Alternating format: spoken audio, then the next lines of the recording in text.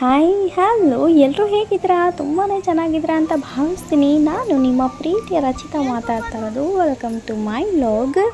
ಇವತ್ತು ನಾಗರ ಪೂಜೆ ಹೇಗೆಲ್ಲ ಮಾಡಿದ್ದೀನಿ ಅಂತ ಅಪ್ಡೇಟ್ ಮಾಡ್ತಾ ಇದ್ದೀನಿ. ಈ ಒಂದು ಅಪ್ಡೇಟಿಂಗ್ ಸ್ವಲ್ಪ ಲೇಟ್ ಆಗಿದೆ, ಬಟ್ ಲೇಟೆಸ್ಟ್ ಆಗಿರುತ್ತೆ ಅಂತ ಹೇಳಿ ಅಪ್ಡೇಟ್ ಮಾಡ್ತಾ ಇದ್ದೀನಿ. ಓಕೆ, ಈ ಒಂದು ನಾಗರ ಪೂಜೆನ ನಾನು ಹೇಗೆ ಮಾಡಿದೆ, ಪಂಚಮಿ ದಿನ ಮಾಡಿರುವಂಥ ನಾಗರ ಪೂಜೆನ ಹೇಗೆಲ್ಲ ಮಾಡ್ತೀವಿ ಅಂದರೆ, ನಾವು ಗಣೇಶನ ಪೂಜೆ ಮಾಡ್ತೀವಲ್ಲ, ಅದಾದಮೇಲೆ ಮಾಡೋದು. ಗಣೇಶನ ಚತುರ್ಥಿ ದಿನ ನಮ್ಮದು ನಾಗರ ಪೂಜೆ ಮಾಡೋದು. ಬಿಕಾಸ್ ನಾನು ಲೇಟಾಗಿ ಅಪ್ಡೇಟ್ ಮಾಡ್ತಾಯಿದ್ದೀನಿ ಅಷ್ಟೇ. ಸೊ ನಾನು ಇದನ್ನು ಹೇಗೆ ಪೂಜೆ ಮಾಡ್ತೀನಿ ಅಂತ ನೀವೇ ನೋಡಿ. ಓಕೆ, ಇಲ್ಲಿ ನಾಗರ ಕಲ್ಲಿರುತ್ತೆ, ಆ ಕಲ್ಲನ್ನ ನೀಟಾಗಿ ತೊಳೆದ್ಬಿಟ್ಟು ಇಲ್ಲಿ ಅರಿಶಿನ ಹಚ್ಚಿದ್ದೀನಿ. ಅರಿಶಿನ ಕಲಸಿ ಅರಿಶಿನ ಹಚ್ಚಿದ್ದೀನಿ ನಾಗಪ್ಪಂಗೆ. ಅದಾದಮೇಲೆ ವಿಭೂತಿ, ಅರಿಶಿನ, ಕುಂಕುಮ ಇಟ್ಟು ನಾಗಪ್ಪಂಗೆ ನೋಡಿ ಎಷ್ಟು ಚೆಂದ ಕಾಣಿಸ್ತಿದೆ ಅಂತ. ಆಮೇಲೆ ಒಂದು ಜಗ್ಲಿ ಅಂತ ಮಾಡ್ತಾರೆ, ಅಂದರೆ ಮಣ್ಣು ತಗೊಂಡು ಅದಕ್ಕೆ ಉಂಡೆ ಮಾಡಿಬಿಟ್ಟು 5 ಕಲ್ಲು ಇಡ್ತಾರೆ. ಅದನ್ನು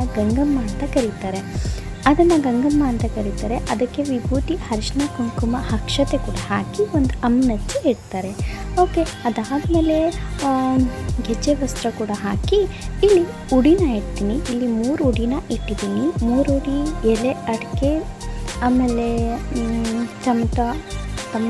ಅದೇ ಚಿಗ್ನಿ ಟಮಟ, ಅದಾದಮೇಲೆ ಕಡಲೆಕಾಳು, ನೆನೆಸ್ಕೊಂಡಿರೋ ಕಡಲೆಕಾಳು, ಬಾಳೆಹಣ್ಣು, ಈ ರೀತಿ ಉಡಿನ ಇಟ್ಟಿದ್ದೀನಿ, ಸೌತೆಕಾಯಿ.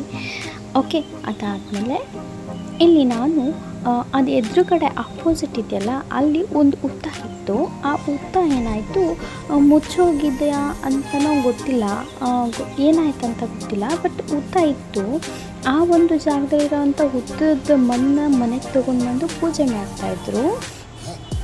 ಈಗ ಅದು ಎದುರುಗಡೆ ಇರುವಂಥ ಹುತ್ತಕ್ಕೂ ಒಂದು ಹುಡಿ ಇಡ್ತೀವಿ, ಅಂದರೆ ಎಲೆ ಅಡಿಕೆ, ಬಾಳೆಹಣ್ಣು ಮತ್ತು ಏನು ಕಡಲೆಕಾಳು ಎಲ್ಲ ಒಂದು ಹುಡಿ ಇರುತ್ತೋ ಅದನ್ನು ಇಟ್ಬಿಟ್ಟು ವಿಭೂತಿ, ಅರಿಶಿನ, ಕುಂಕುಮ ಇಟ್ಟು ಒಂದು ಹೂ ಹಾಕಿ ಅದಕ್ಕೂ ಕೂಡ ಆರತಿ ಮಾಡ್ತೀವಿ.